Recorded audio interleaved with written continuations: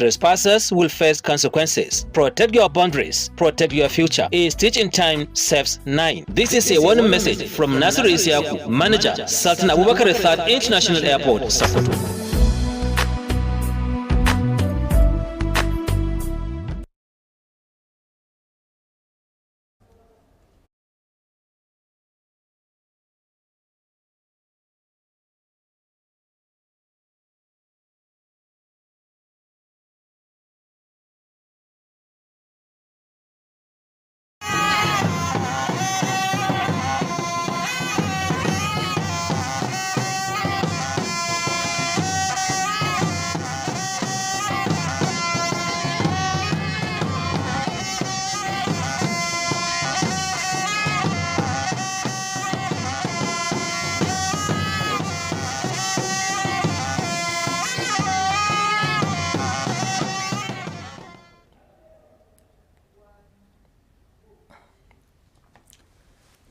Sokoto State Government plans to review the state marriage mediation law to discourage extravagant practices.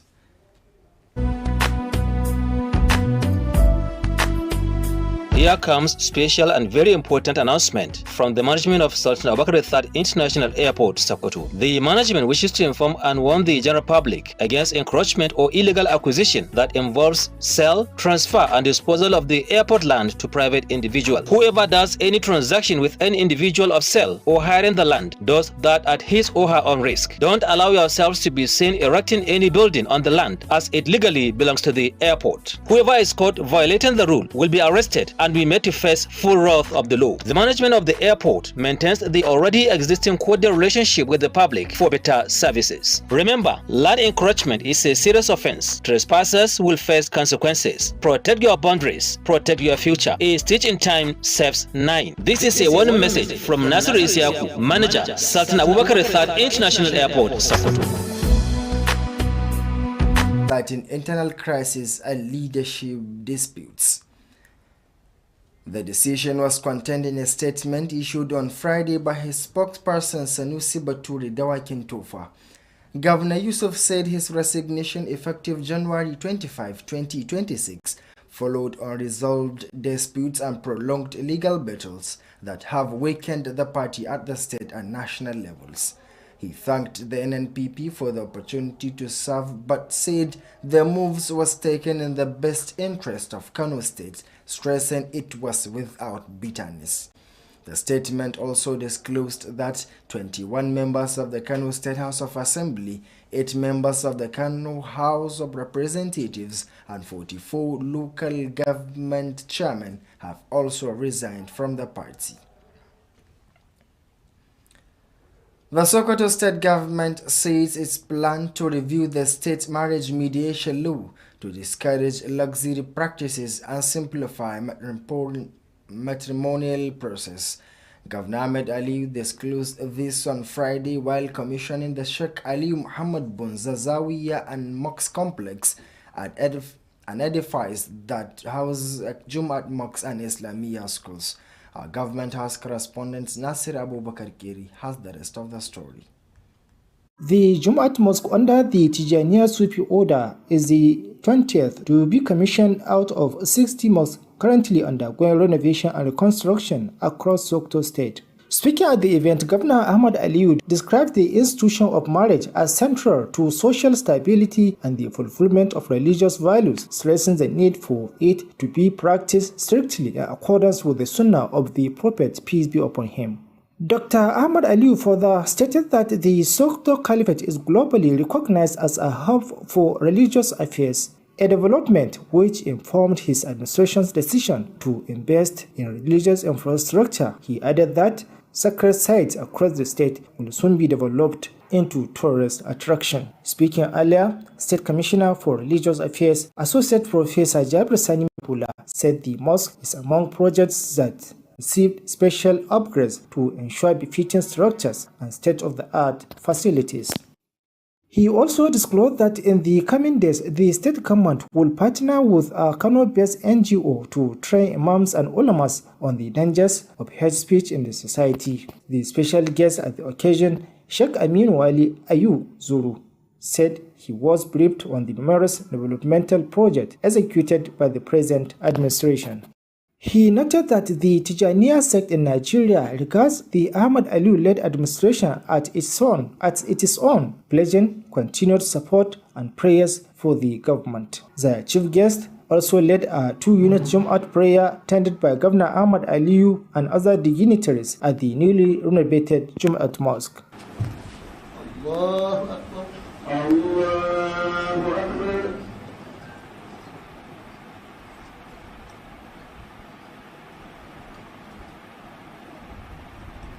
Sami Allahu liman hamida. Rabbana wa lakal hamd.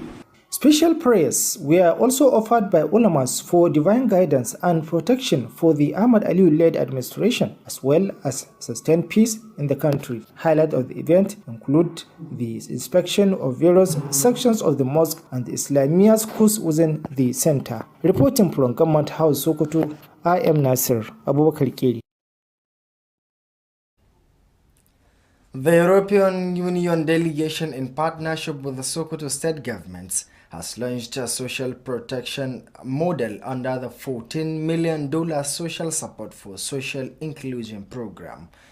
Our correspondent Aisha Abdullahi Aminu reports that as the mission concluded, one message resonates across all sides visited. Development is most meaningful when it directly touches everyday lives, her reports.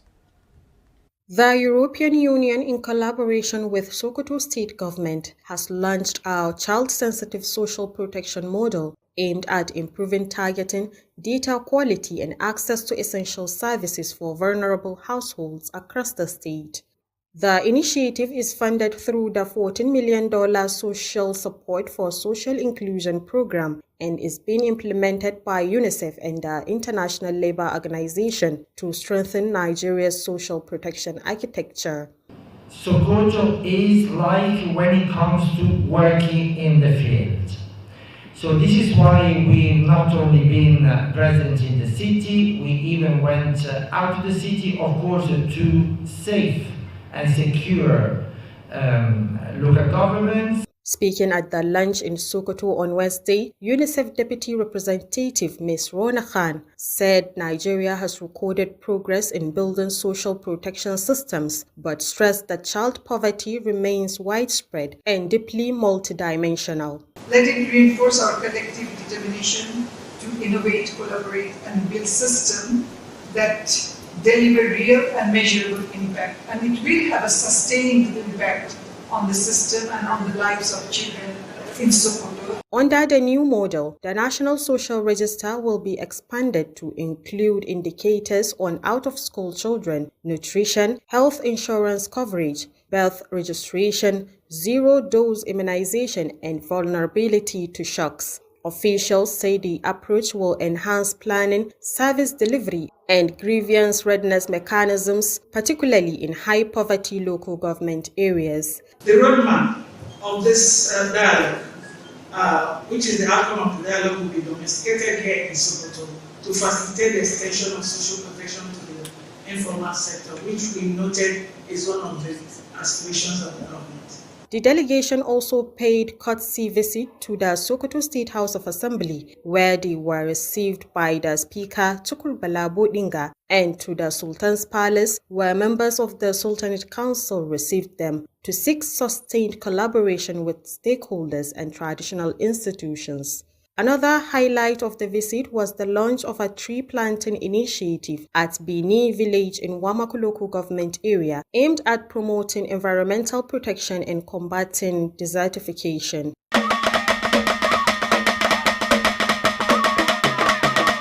Aisha Abdullahi Aminu, Alu TV News. The Nigerian Air Force says it is strengthening combat operations in the Northwest by translating air power doctrine from theory into real-time battlefield operations. This was the focus of strategic operational assessment visit by the commander of the Air Warfare and Doctrine Center, Air Vice Marshal Galba Ibrahim Jibia, to the headquarters of Operation Fansan Yamma. Ibrahim Wada reports.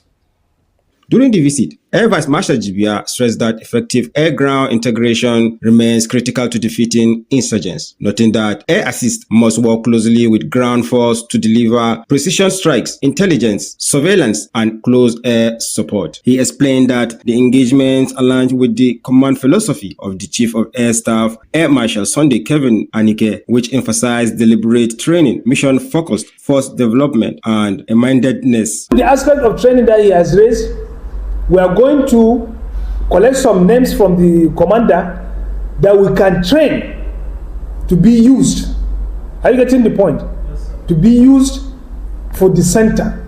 It's all aimed at enhancing the operational efficiency of the Nigerian Air Force and indeed the armed forces of Nigeria during joint operations. The Air Force Chief also commended troops of Operation Fasanyama for their resilience and operational success, assuring them of sustained doctrinal guidance and enhanced training support. In response, Group Captain Harry Nali Gomot welcomed the visit and refined the operational's commitment to innovative air-ground coordination to improve joint operational outcomes. This invaluable contribution and your presence here today further underscores the importance of synergy, coordination, doctrinal alignment between air and ground components. The visit underscores the Nigerian Air Force resolve to ensure air power doctrine is actively applied in the fight to restore peace in the Northwest. Ibrahim Oda reporting for Alu TV News. Well, viewers, don't forget you are still watching Alu TV News, transmitting from Sokoto, the seat of the Caliphate. You can also watch us via our social media handles at Alu TV on YouTube channel, while you can view us on Facebook page at Alu TV News.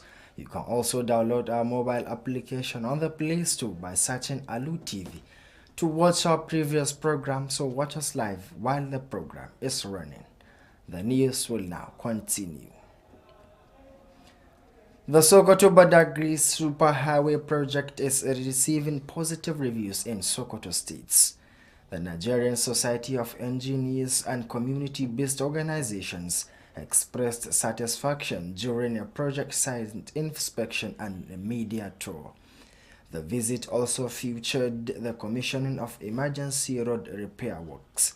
Our reporter Aminu Al-Hussein Amanawa reports that the tour was led by a senior special assistant to President Bola Tinubu on community engagement in the Northwest, Abdullahi Tankoyakase, alongside officials of the Federal Ministry of Works. His report.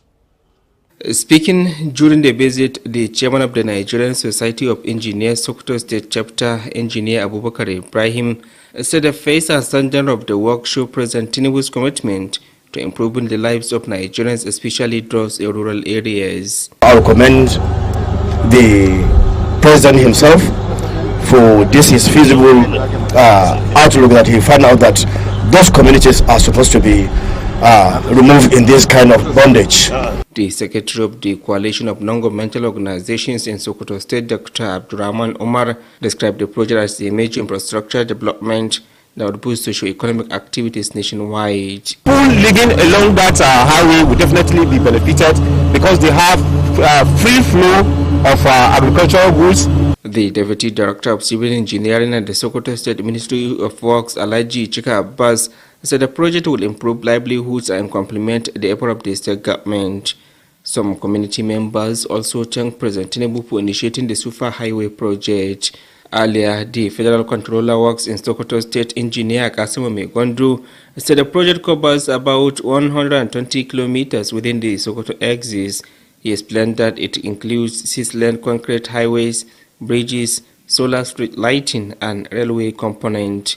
The project manager of high-tech construction company, Mr. Johan Pori, said construction activities are progressing simultaneously. These include site clearance, concrete pavement works, and the installation of solar street lights. The Special Assistant to the President on Community Engagement in the Northwest, Alhaji Abdullahi Tankoyakase, described the project as a proof of President Tinubu's determination to improve the welfare of Nigerians. So all this, that is why we're coming here, to make sure that the quality of the road, the specifications given in the bill of quantity are adhered to. So we thank Mr. President immensely for this project. Meanwhile, Alhaji Tanko Yaka say alongside the Sokoto State Council Secretary of the Nigerian Union of Journalists Muhammad Nasir inaugurated completed emergency road repairs. The road links Sokoto, Jiga and Birnin Kebbi were executed by the federal government in 2024. The Sokoto Badagry Sufa Highway is expected to improve connectivity, enhance trade, and stimulate economic growth across the country.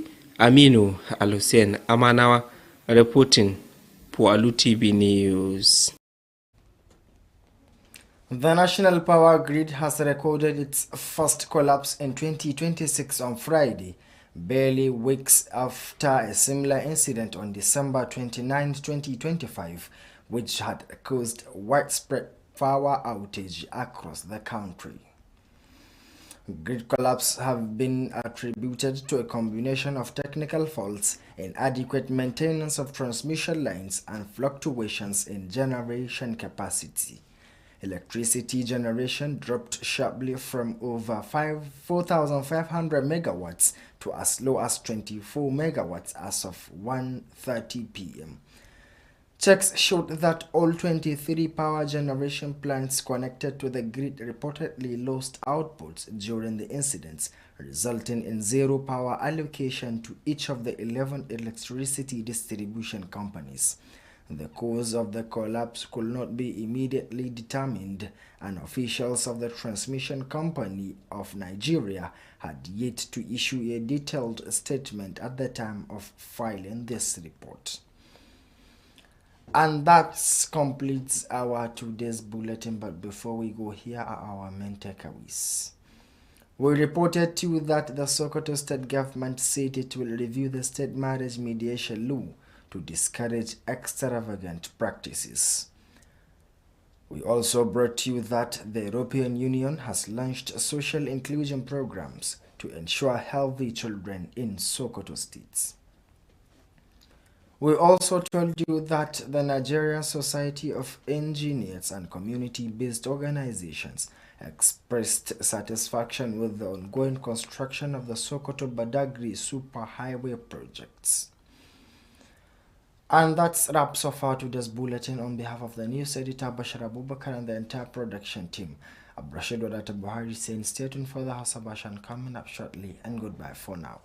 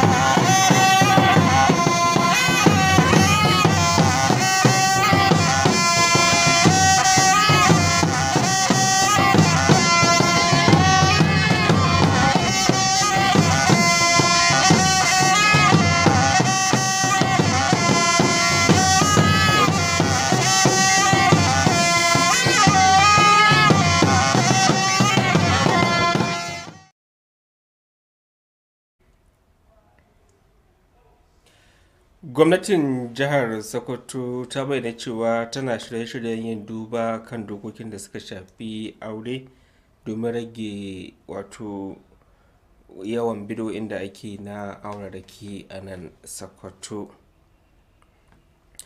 Ƙungiyar Tarayyar Turai ta ƙaddamar da wani shiri da ke da manufar tallafawa lafiyar yara a jihar Sokoto. Ƙungiyar injiniyoyi ta ƙasar reshen jihar Sokoto haɗin gwiwa da ƙungiyoyin fararen hula sun bayyana gamsuwa dangane da aikin hanyar da tashi daga Sokoto zuwa Badagry da gwamnatin tarayya ke kan aiwatarwa. Masu kallo assalamu alaikum, barkamu da kasancewa da ku a labarun Alu TV. Yau dai muna Juma'a 23 ga watan Janairun 2026 daidai ga 4 ga watan Sha'aban na shekarar musulunci ta 1447 bayan hijirar fiye halitta. Dan gatan Allah annabi Muhammad sallallahu alaihi wasallam daga Makka zuwa Madina. Sunana Aminu Al-Hussein Amanawa.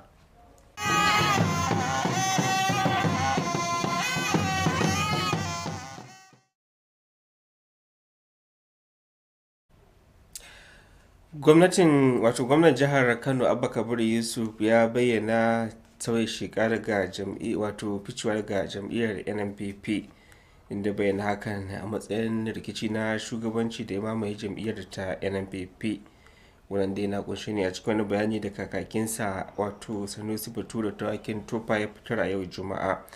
Gwamna Abba Kabir Yusuf ya bayyana cewa ficewa daga jam'iyyar zai soma aiki daga ranar 25 ga watan Janairun 2026 bisa abin da ya kira rashin kawo ƙarshen rikice-rikice da kuma shari'ar da ake ci gaba da ɗabbaƙarwa jam'iyyar ta NNPP a matakin jiha da kuma matakin ƙasa. A don haka gwamna ya gode wa jam'iyyar ta NNPP bisa damar da ta bashi domin hidimtawa al'umma, inda ya bayyana cewa ficewarsa daga jam'iyyar yana da manufa ne na ganin an ciyar da jihar Kano a gaba, ba wai domin ko an bata masa ba. A bayanin haka ma ya bayyana cewa 21 daga cikin mambobin majalisar dokokin jihar Kano suna tare da gwamnan a wannan ficewar.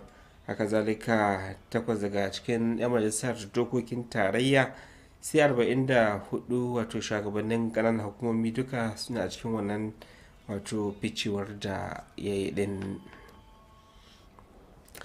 To nan kuma idan muka dawo Sokoto birnin Shehu, gwamnatin jihar Sokoto ce ta ce fa tana yin duba akan dokokin da suka shafi aure domin rage bidiyoyin da ake yi musamman a sha'anin auratayya a jihar ta Sokoto.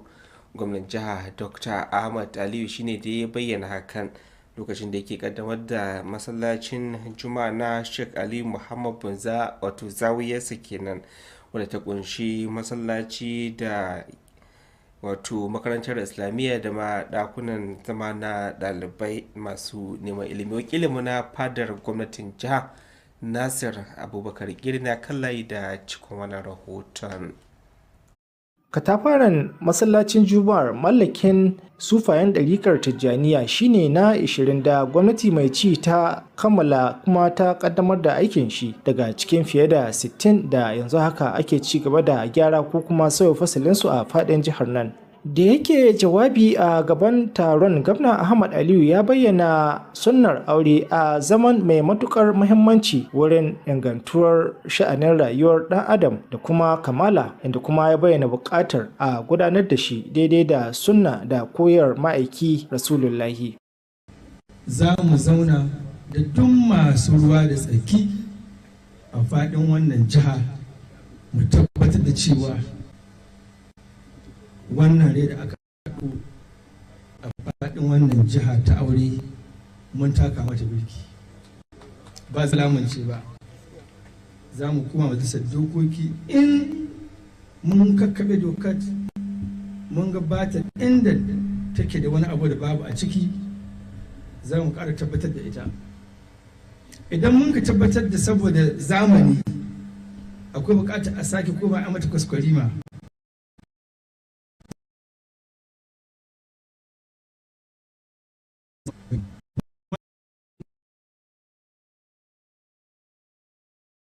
kamar doka ta fara aikinta.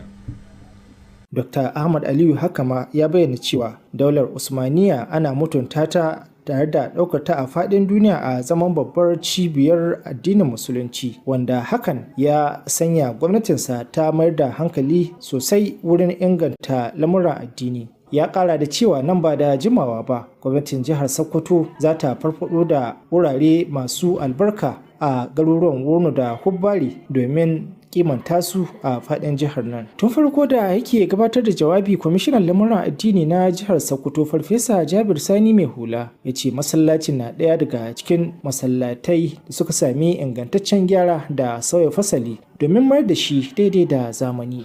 Kazalika ya bayyana cewa a cikin mako mai kamawa gwamnatin jihar Sokoto za ta haɗa hannu da wata ƙungiya da ba ta gwamnati ba domin horas da limamai da sauran malaman addini dangane da haɗarin yada kalamai da bayanan ƙarya da ƙage a cikin al'umma. Babban bako a wurin bikin Shak Aminu Wali Ayu Zuru ya ce isassa jihar nan ke da wuya, ya sami bayani dangane da muhimman ayyukan ci gaba da gwamnatin Ahmad Aliyu ke aiwatarwa.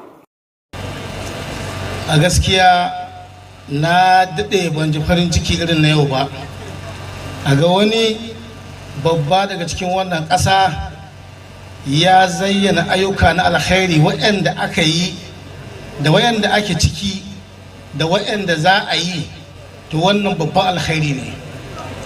Kuma zaɓen wannan bawan Allah a wannan jiha to ba ƙaramin alkhairi ba ne na duniya da lahira. Haka zalika ya nunar da cewa ɗariƙar Tijjaniya a Najeriya tana ɗaukar gwamnatin jihar nan a zaman gwamnatinsu, don haka za su bi su da addu'a da cikakken goyon baya domin samun nasararta. Daga nan sai babban bakon ya jagoranci sallar Juma'a raka'a 2 wadda aka gudanar a cikin sabon masallacin da aka kaddamar, inda gwamna Ahmad Aliyu da sauran muhimman baki suka halarta. Haka zalika an gudanar da addu'o'in musamman domin samun kariya da nasara ga gwamnatin Ahmad Aliyu da ma kuma wanzuwar zaman lafiya a faɗin ƙasar nan. Yayin bikin, gwamna Ahmad Aliyu da sauran mukarrabansa da ma babban bakon sun zagaya a cikin masallacin da sauran rukunin gine-ginen da aka faɗaɗa domin gane ma idon su aikin da aka aiwatar. Ƙarshen wannan rahoton kenan. Nasir Abubakar Kiri daga fadar gwamnatin jihar Sokoto.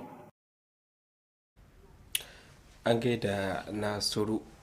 Tana kuma wani ayari daga kungiyar tarayyar turai ta EU haɗin gwiwa da gwamnatin jihar Sokoto sun kaddamar da wani shiri da ke da manufar kashe kimanin dalar Amurka miliyan 14 domin tallafawa shirarwa musamman na inganta lafiyar yara a jihar Sokoto. Wakilarmu Aisha Abdullahi Aminu taro ce muna cewa wato taron ya kammala ne cike da fatan ganin cewa wannan shirin ya inganta rayuwar al'ummomi da dama. Ga rahoton nata. Tarayyar Turai tare da haɗin gwiwar gwamnatin jihar Sokoto ta ƙaddamar da sabon tsarin kariya da ke la'akari da buƙatun yara domin inganta tantance su, ingantattun bayanai da kuma sauƙaƙa samun muhimman ayyuka ga al'umma masu rauni a faɗin jihar. Shirin yana samun tallafi ne ta hanyar shirin tallafawa al'umma don haɗa kansu na dalar Amurka miliyan 14, kuma asusun tallafawa ƙananan yara na Majalisar Ɗinkin Duniya da ƙungiyar ƙwadago ta duniya ne ke aiwatar da shi da nufin ƙarfafa tsarin kariyar jin daɗin al'umma a Najeriya. Da take jawabi a wajen ƙaddamar da shirin da ya gudana a Sokoto ranar Laraba, mataimakiyar wakilin UNICEF a Najeriya Rona Khan ta ce Najeriya ta samu ci gaba wajen gina tsarin kariyar walwalar al'umma, amma ta jaddada cewa koma baya da yara ke fuskanta na daɗa ƙaruwa ta sassa daban-daban. A ƙarƙashin sabon tsarin za a faɗaɗa rijistar ta ƙasa domin samun bayanai da suka shafi yara da ba sa zuwa makaranta, rashin abinci mai gina jiki, ɗaukar inshorar lafiya, rijistar haihuwa, yaran da ba su taɓa karɓar rigakafi ba da ma sauran buƙatun rayuwa. Wakilan sun bayyana cewa wannan tsari zai inganta tsare-tsare, isar da ayyuka da hanyoyin karɓar ƙorafe-ƙorafe musamman a ƙananan hukumomin da suka fi fama da rashi.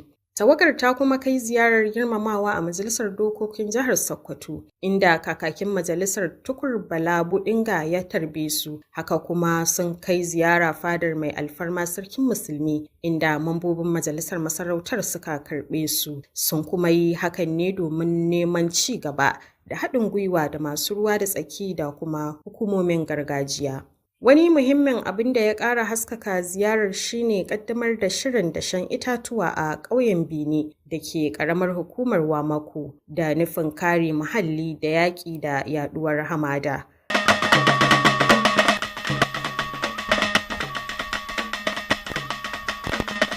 Aisha Abdullahi Aminu, labarun Alu Tv. Tange da Aisha, to masu kallo kada ku shafa labarai da rahotannin na zuwa muku ne kai tsaye daga nan tashar al'umma Alu TV mai yada shirye-shiryensa a Sokoto cibiyar daular Usmaniya. Ku bibiye mu a shafukanmu na sada zumunta musamman a YouTube Alu TV, sai Facebook Alu TV News. Kazalika za ku iya sauke manhajar mu idan kuka rubuta Alu TV domin kallon labarai da rahotanni da sauran shirarren da muke gabatar muku a koda yaushe, a kowane lokaci, a kuma duk inda kuke. Rundunar sojin saman Najeriya ta bayyana cewa tana fitowa da tsare-tsare na ganin cewa ta gudanar da aika musamman na kawo ƙarshen matsalar tsaro da ma fafatawan da ake yi a yankin arewa maso yammacin Najeriya.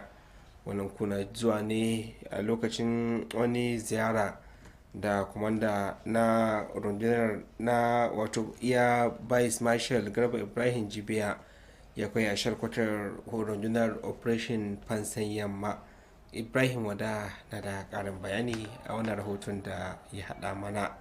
A yayin ziyarar, Air Vice Marshal Jibiya ya jaddada cewa haɗin kai tsakanin rundunar sojojin sama da ta ƙasa na da matuƙar muhimmanci wajen fafutukar 'yan ta'adda, inda ya bayyana cewa dole ne rundunar sojojin sama da ta ƙasa su yi aiki kafaɗa da kafaɗa domin kai hare-hare, tattara bayanan sirri, sassaka ido, haka zalika da kuma kamawa rundunar sojojin ƙasa daga sama. Ya bayyana cewa wannan ta yi daidai da tsarin jagorancin na babban hafsan rundunar sojojin sama, Air Marshal Sunday Kevin Anike, wanda ya mayar da hankali kan bayar da horo, bunƙasa ayyukan runduna da kuma bayanar da irin rawar da rundunar sojojin sama ke takawa. Babban hafsan rundunar sojojin sama ya kuma yaba wa tawagar dakarun sintirin fasan yamma bisa namijin ƙoƙarinsu da nasarorin da suka samu a fagen daga, tare da tabbatar da goyon bayansa gare su da kuma ba su horo yadda ya kamata. A nasa ɓangaren, shugaban tawagar Group Captain Harry Nanle Gumut ya yi maraba da maziyatar tare da jaddada ƙudurin tawagar na ƙara ƙarfafa haɗin gwiwa tsakanin rundunar da ta kasa domin samar da sakamako mai kyau. Ziyarar ta nuna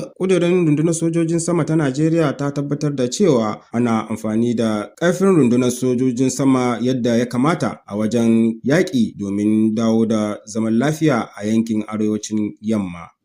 Ƙarshen rahoton kinan Ibrahim Wada, labarun Alu TV.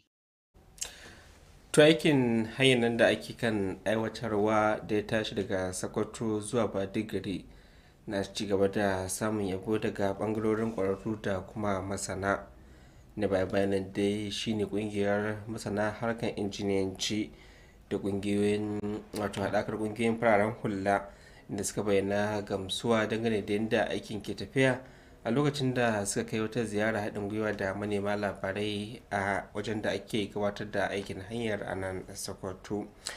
Haka ma wato wakilinmu ya rawaito mana cewar ziyarar dai na ƙarƙashin jagorancin babban mataimaki na musamman ga shugaban ƙasa kan ayyukan al'umma mai kula da yankin arewa maso yammacin Najeriya Abdullahi Tanko ya kasai tare da wasu daga cikin jami'an wato ma'aikatar aikata ƙasa. Ga rahoton na wakilin namu.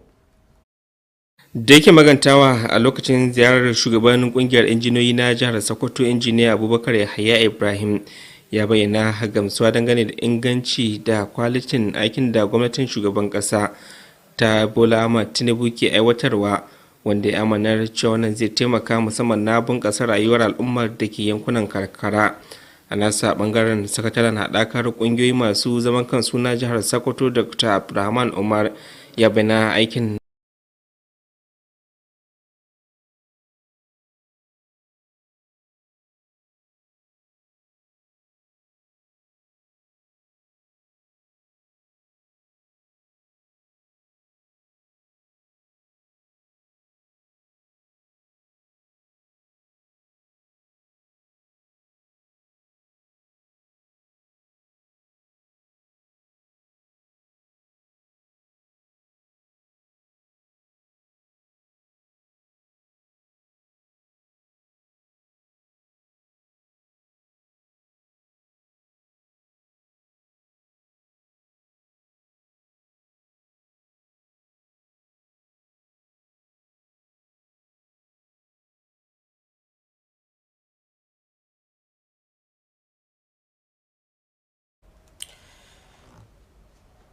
a karon farko a wannan shekara ta 2026 a yi cewa an samu wato tangarda a babbar tashar samar da wutar lantarki ta ƙasa, wani kuna zuwa ne 'yan makonni bayan da wannan lamarin ya faru a 29 ga watan disambar shekarar da ta gabata, wanda ya kawo ɗokewar hasken wutar lantarki a faɗin ƙasar nan.